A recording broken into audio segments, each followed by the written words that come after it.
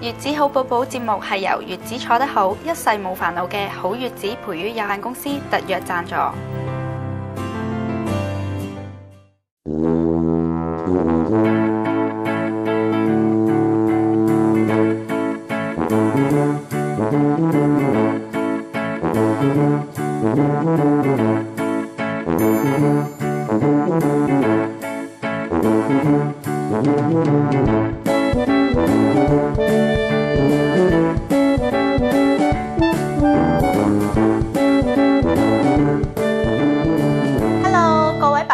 你哋好啊！歡迎你哋收睇月子好寶寶㗎，我係月子好寶寶嘅節目主持人杜秋霞 Vivian。呢個節目咧係會跟貼住小朋友出世前後啦，教爸爸媽媽咧點樣照顧佢哋㗎。咁無論喺產前嘅準備啦、胎教啦、產後護理啦，到佢哋學行啦、學講嘢啦，甚至乎去到長大之後咧，佢哋嘅人際關係啊、教育啊，同埋醫療疾病嘅預防等等咧，都會逐一同大家介紹一下㗎。而今日我哋第一集好開心啦，可以請到姚先生上同我哋傾下偈㗎。係，你好。係啊，姚醫師你好啊。你好 Vivian。係啦，姚醫師，我想問下咧，你可唔可以介紹一下啦？其實小兒嘅咳嗽嘅情況係點嘅咧？小兒嘅咳嗽咧，其實相當之多，我幾乎每一日都會睇到，因為好多時如果爹哋媽咪自己咳咧，反而可以忍住唔食藥。咁但係如果小朋友一旦有啲咳嗽、有啲唔舒服咧，佢都多數會即刻去帶佢去睇醫生啊，去尋求一個醫治嘅。咁所以喺日常裏邊咧，見到都相當之多嘅。咁其實咧，點解佢哋會有咳嗽呢個情況出現嘅？咳嗽有呢個情況出現就好難詳細講啦。例如我哋《黃帝內經》所講，五臟六腑皆令人咳，非獨肺也。佢個原因源頭咧係相當之多嘅。不過如果喺香港嚟講，或者以比例上嚟講咧，比較多見咧就係因為感冒之後引起嘅痰咳啦。呢個就比較多嘅喺臨床上邊。痰咳嘅意思即係佢有痰喺入邊嘅咳。係啦，因為其實我哋感冒嗰時就其實係同緊細菌病毒打大仗，打完仗之後咧，我哋就會有好多病理產物產生喺身體裏邊，留咗喺個肺嘅氣管裏邊。當小朋友佢感覺到氣管裏邊有痰阻住佢唞氣嘅，佢自然就有個反射嘅動作，係要將佢咳出嚟。咁其實咳呢個係一個反射動作，一個症狀嚟嘅。咁啊，家長就會留意到啦。但係有陣時咧，小朋友除咗個痰咳之外咧，有陣時都會遇到一個情況咧，就係純粹係喉嚨好痕而乾咳啊。係。咁其實係咪唔同嘅咧？你感覺佢好似係乾咳，但係如果係小朋友或者我哋大人都試過咳啦，你感覺到係喉嚨痕咧，其實係一個指徵咧，佢都係有痰，不過個量係比起你啱啱感冒完咗嗰時個量係少好多。咁但係佢量少啫，佢仍然都係有嘢擸住喺個氣管裏邊，你仍然都會覺得係需要咳佢出嚟，所以就有咳啦。咁但係又咳唔到痰出嚟，因為佢好少。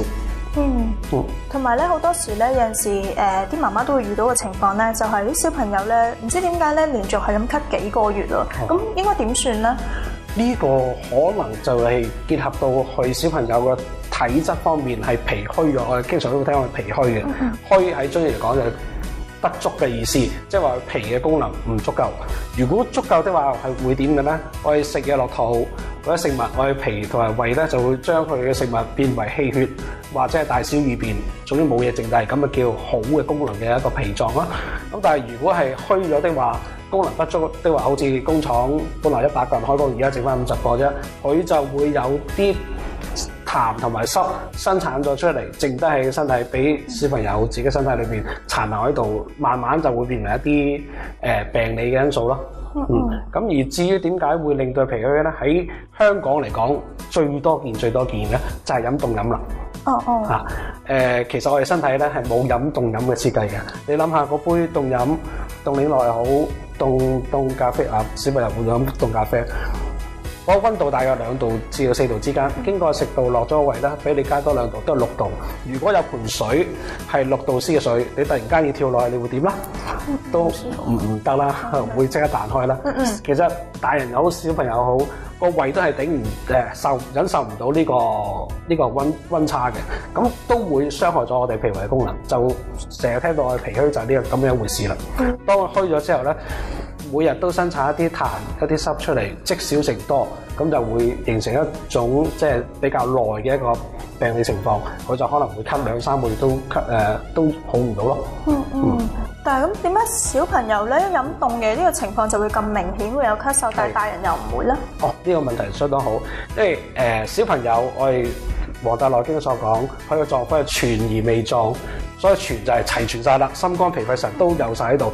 但係咧，每個臟腑嘅功能都未係好壯健嘅，要到大個咗之後先比較壯健。所以大人嚟講，可以忍受一啲溫差，忍受一啲凍飲，忍受一啲劇烈嘅辛辣嘅食物，佢都可以忍受到。但係小朋友咧就未必得啦。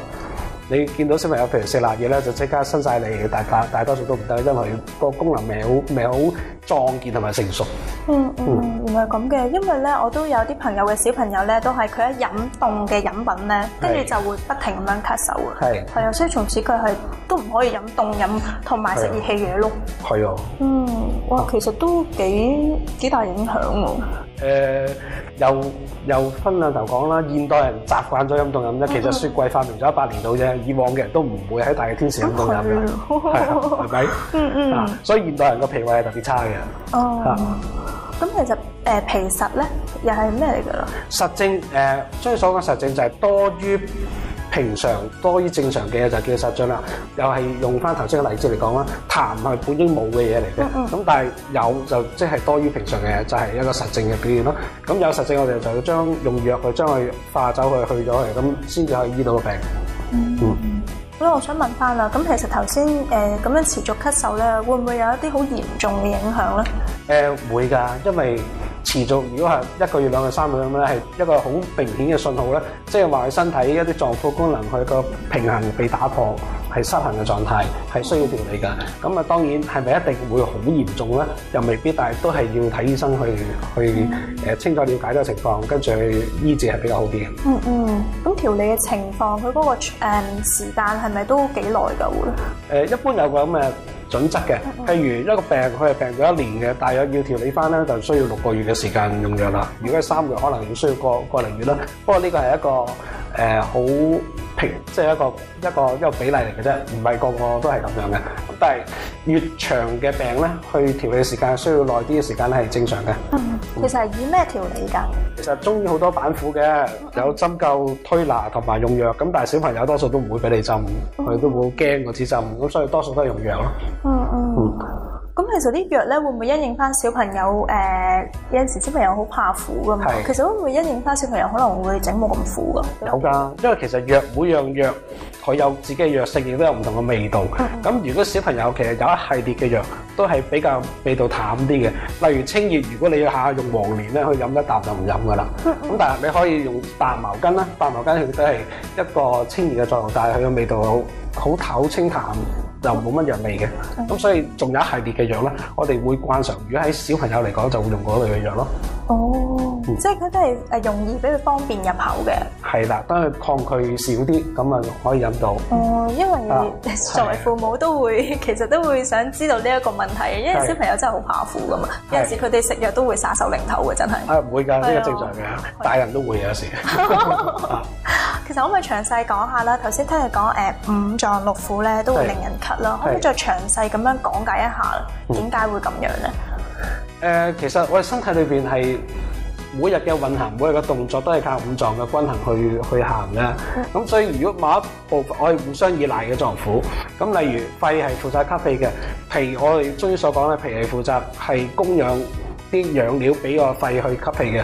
咁如果脾虛，咁自然肺嘅功能亦都會受影響，係一環扣一環咁樣去完成我哋每日需要做嘅嘢咯。咁所以喺呢個咁緊密嘅關係裏邊，其中一 part 係失衡的話咧，都會累到慢慢咁樣累到其他嘅整體嘅運作都會係一個失衡嘅狀態，都有可能會引起咗咳嗽咯，或者係其他嘅問題都係可以出現嘅。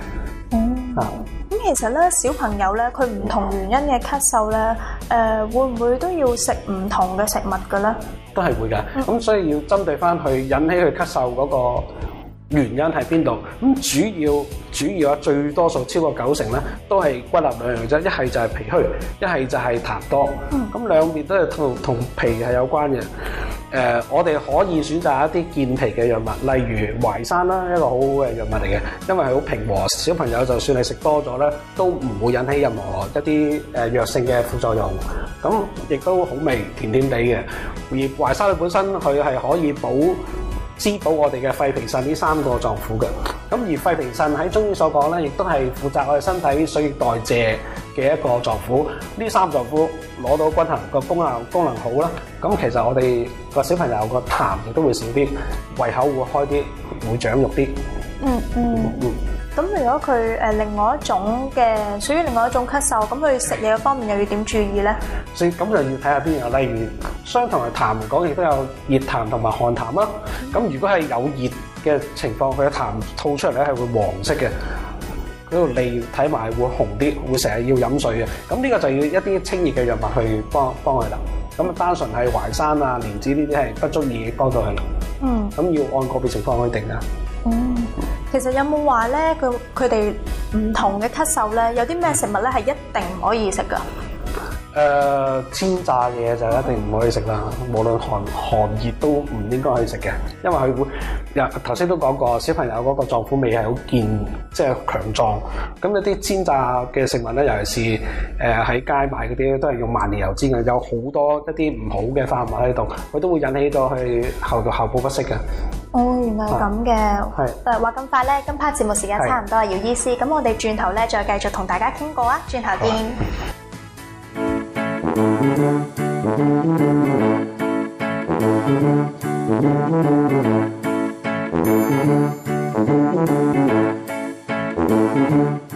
至尊滷水享譽全球，滋味鵝肝飛升國際，潮式美食堪稱霸，廚王拿手色香味，潮味居訂座電話28346669。要借住甲醛，就要用真正無甲醛嘅家私。Cubis 零甲醛智慧家具可自由組合，快啲登入呢個網址睇真啲啦！問我中意做啲咩？梗係食嘢啦！我咁中意食嘢，但我一啲都唔獨食㗎。咁多美食，當然要逐一推介俾大家啦。當然仲會揾埋城中名廚同大家一齊 DIY。記住黐住我 Vivian 就日日都食得開心。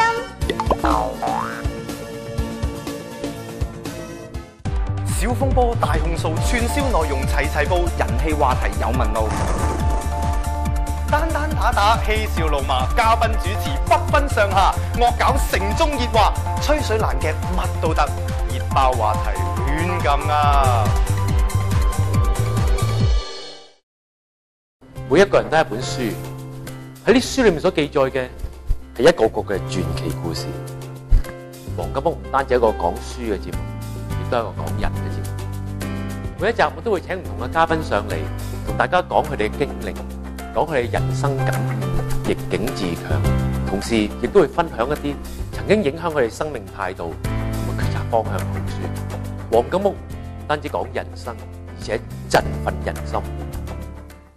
日日好生活，新勢力主持每日送上精彩生活資訊，同你品嘗各種口味，享受豐富美食。時尚服飾即時 show 俾你睇，潮流達人教你化靚妝換新 look，創意無限，發揮你嘅藝術細胞。仲有藝人上嚟傾下偈。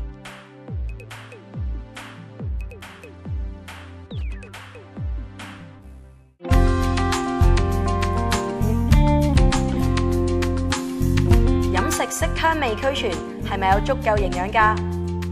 生活嘅壞習慣點影響我哋嘅健康？食啲咩補品至補得返呢？健康知多啲，由專家話你知，教你活得更健康。衝破地域界限，穿梭遊戲人間，挖蒲點潮爆玩，又點止刺激咁簡單？咩係仿真機械人？個人咧就帶住一個嘅腦電波嘅分析器啦，分享潮流珍品，收藏無價寶物，搜索激新玩意，又點可以冇你哋份？玩家達人親埋你哋玩。以前喺電台咩音樂人都見過，好多大人物都訪問過。而家我準備咗呢一間會客室，訪問我嘅一班好朋友。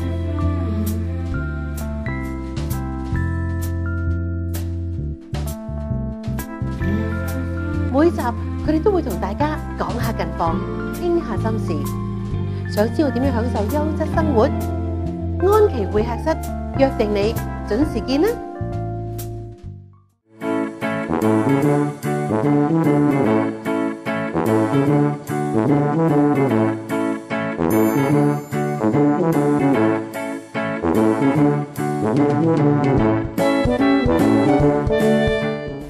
Hello， 大家好，歡迎翻嚟粵子好寶寶㗎。咁我哋之前咧就同姚醫師傾過偈啦，咁就講咗唔同咳嗽咧嘅小朋友咧有啲咩食物嘅需要注意啦。咁姚醫師啊，我想問下你啦。咁其實咧小朋友咳嗽啦，咁佢咧平日啦需要飲嘅水咧係咪會較平時健康嘅時候咧要飲多啲咧？通常都係，因為佢有病理，亦都係以頭先痰咳為例啊。佢有一啲病理基礎喺度發生緊嗰陣時咧，係會消耗比較多嘅水分同埋養分嘅。咁所以係應該係比平時更需要比較多嘅水啦，同埋休息係都要多啲嘅。咁我哋作為家長啦，咁喺日常生活入邊咧，應該要點樣護理小朋友咧？護理小朋友就好多方面啦。咁但係根據針對翻咳嚟講咧。首先就係減少對佢一啲日常習慣對佢嘅傷害啦，例如凍飲就真係最可免則免啦。咁或者係就冷氣啦，譬如而家夏天係大家都會好經常開冷氣。咁但係如果開得凍得滯咧，小朋友未必係可以抵受到個溫度嘅喎。尤其是當佢要出入要去街，喺屋企好凍嗰時，一出到街咁街冇冷氣啊嘛，嗰個溫差亦都可能會出現好大。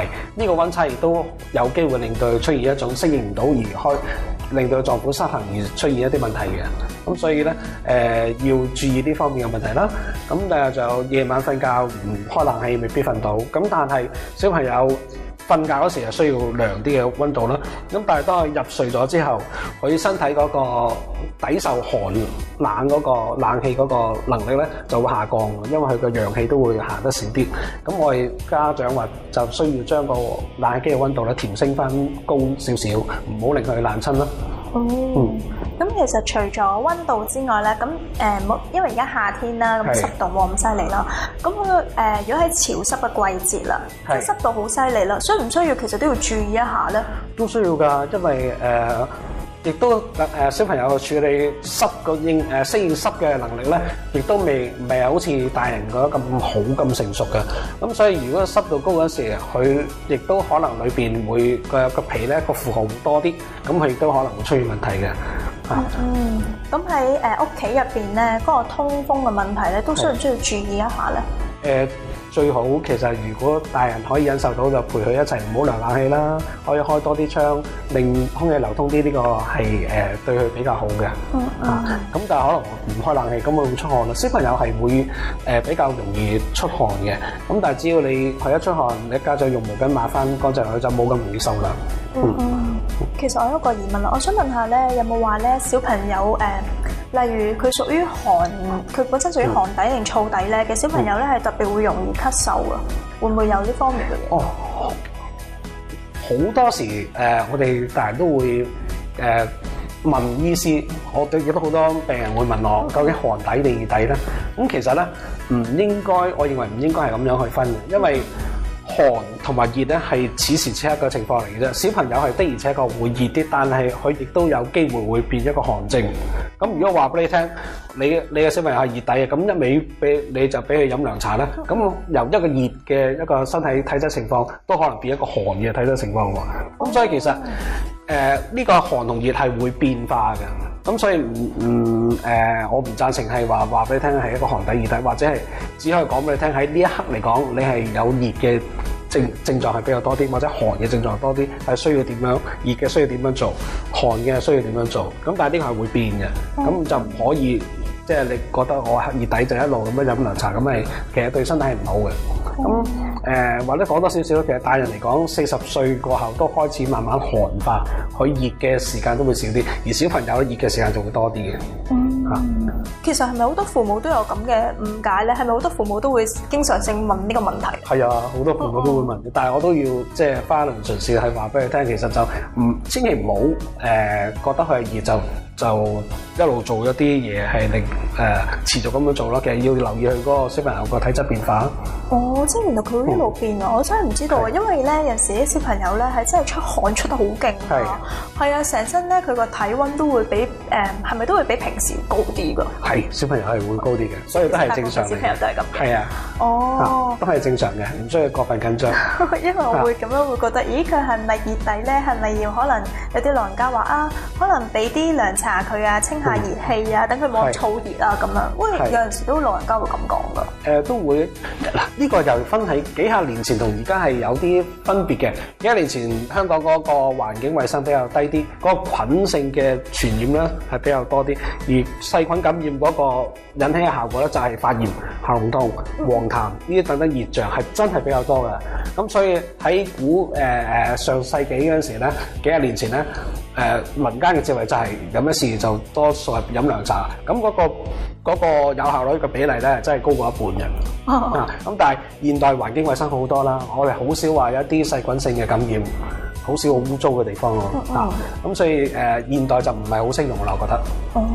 而家臨床上邊見到由熱痰菌性嘅熱痰引起嘅病咧，亦都係少咗嘅。多數都係飲凍嘅脾虛，跟住有寒痰嘅咳為多。其實點樣為之菌性嘅咧？呢個應該係西醫去講嘅嘢嚟啦嚇。我哋嘅有好多微生物令我哋致病，以往係細菌同埋病毒嘅分別啦。咁細菌就係菌性嘅一個感染咯。即係飲凍嘢嘅話咧，就係因為自己身體入邊發出嘅。係飲凍嘢可以話令到佢個脾虛咗，咁整體個抵抗能力差咗啦，就會出現咗一啲疾病咯。同埋我都有個疑問啊，咁如果小朋友咧佢咳嘅時候有痰咧，但係佢唔識咳出嚟嘅話，我哋應該要點做咧？嗱，如果佢個痰量好多，你淨係聽到咦噓噓裏邊出唔到水咧，其實就可以嗰啲拍痰嘅方法、拍掃背嘅方法咧，令佢容易啲喺氣管裏邊拍出嚟啦。咁但係亦都呢個方法咧，即係適用於佢個痰量好多嗰陣時。咁如果痰量好少嗰時，的而且確即係譬如得一兩啖痰喺度啦，咁小朋友好難咳到出嚟，咁就冇辦法啦。咁啊都係要用藥去將佢慢慢化咗佢咯。但係呢個過程係點做㗎？點樣將佢個痰化咗佢咧？通常我哋就會用藥去處理啦。即係慢慢飲藥咁樣。其實啲藥係點樣㗎？佢係一日飲一次啊？因為佢哋係一日飲幾次㗎？視乎我哋想達到咩效果嗱。痰咧，我哋會睇為一個比較慢性嘅病嚟嘅嚇。我哋需要去慢慢將佢化咗，咁所以我建議就會用藥去一日分兩次去服用，嗰個效果會好啲。因為根據一個藥動力學咧，我哋食咗藥落去，如果一次過食咗好多，咁佢個藥效會一次嘅攀到好高嘅高峰。咁但係佢維持喺身體有效嘅時間就會短。但係如果你分兩次咧，其實佢個藥力就冇咁高。但係當佢差唔多走下坡嗰時，你又再食第二次藥，咁變咗嗰個藥喺佢身體裏邊維持嗰個有效時間咧，就會拉長咗。咁痰就需要慢慢化，所以如果係分兩次、10次、3次去服用咧，個效果會好一啲嘅。喺呢個情況嚟講。同埋咧，我都聽到人哋講咧，話如果咧一聽到小朋友咳嘅話咧，即刻唔好即刻去鎮住佢嗰個咳咯。係咪嘅咧？點解會咁咧？亦都要視乎情況啦。例如頭先我哋舉個例子，一説都係用痰咳啦。痰咳如果係鎮住佢個咳，佢唔即係幫佢潤肺，令佢唔識咳呢個動作，呢個反射作用減弱咗之後咧，佢啲痰仍然留喺裏邊，咁變咗佢會比較長手尾啲。咁其實我會採用一個透嘅方法，就係將佢裏邊嘅痰係鬆解出嚟，更加容易用藥物或者佢可以用口去吐翻出嚟。咁嗰個治療過程就會短啲啦。咁但係有個唔好處嘅，我經常都會同我嘅 patient 講，就係你食嗰個藥之後咧，第一、第二日可能咳嘅次數會多啲。咁家長就可能會心痛，但係病有佢嘅規律。其實當佢咳咗1-2日之後多咗之後，都痰鬆咗出嚟，排到出體外的話咧，佢就會比較快去痊愈。但係頭先醫師你講透嗰個方法係咩意思？即係用食藥？都係用食藥嘅方法。即係藥就會唔同咗之前嘅藥。係啦，係。咁頭先咧聽你講啦，咁其實咳嗽咧另一個原因咧係可能係感冒之後就會咳啦。咁感冒你可唔可以講下咧？感冒就係我哋就好似嗱，或者我做個比喻啊，人體就好似一個國家咁樣，咁但係國家都有一啲軍隊係強嘅，一啲軍隊係弱嘅。咁當係一啲弱嘅軍隊嗰陣時咧，咁佢可能嗰個國防係比較差啲啦，比較弱啲啦。咁好多一啲好比較普通嘅一啲敵人咧，都可以入侵到國境，就會發生咗戰事啦。咁呢個就係感冒嘅情況啦。咁如果相對人嚟講，就係如果弱一我哋其實空氣裏邊咧24小時都有好多唔同嘅細菌病毒。如果我哋身體個平衡係個防守力唔夠強嘅咧，咁就好容易會反覆感冒，可能1個月2次嘅感冒就會出現咁嘅情況啦。咁但係如果我哋嘅臟腑係發展得好嘅，就好似美國咁強勁嘅，咁要一啲好大嘅敵人，即係好強勁嘅敵人先可以打到入啦。咁普通我哋日常接觸嗰啲敵人咧，都唔會攻得，唔會變為感冒。咁嗰個人嘅體質就會比較好，可能1-2年都唔會有一次感冒啦。咁但係當然啦，亦都如果有啲特別強勁嘅敵人，例如03年嘅沙士啦，咁就算你幾壯健都好，都有機會俾佢攻入，都會變為一個感冒啦。咁感冒嘅時候咧，有冇話需要注意要食啲乜啊？有啲咩唔好食咁樣？係感冒，如果喺中醫角度咧，我哋係一個動風嘅症狀、外風嘅症狀。咁所以咧，自古相傳都係話有液嘅嘢都唔好食噶啦，雞鴨鵝，因為都會令到佢動風嘅。直至到個感冒解除為止啦。咁當然啦，係打緊特感冒，即係等於打緊仗，你需要飲多啲水啦，休息多啲啦。咁如果真係身體嗰個比較弱啲，就需要服藥去幫佢攞翻個平衡。明白晒嘅。今日好多謝姚醫師，你抽時間上嚟同我哋傾偈啊！講咗咁多小兒咳嗽啦、感冒嘅嘢俾我哋認識嘅。大家如果想知更加清楚嘅話咧，歡迎致電27490010嘅。話咁快，今集節目時間差唔多啦，我哋下一集再見啦，拜拜。拜拜。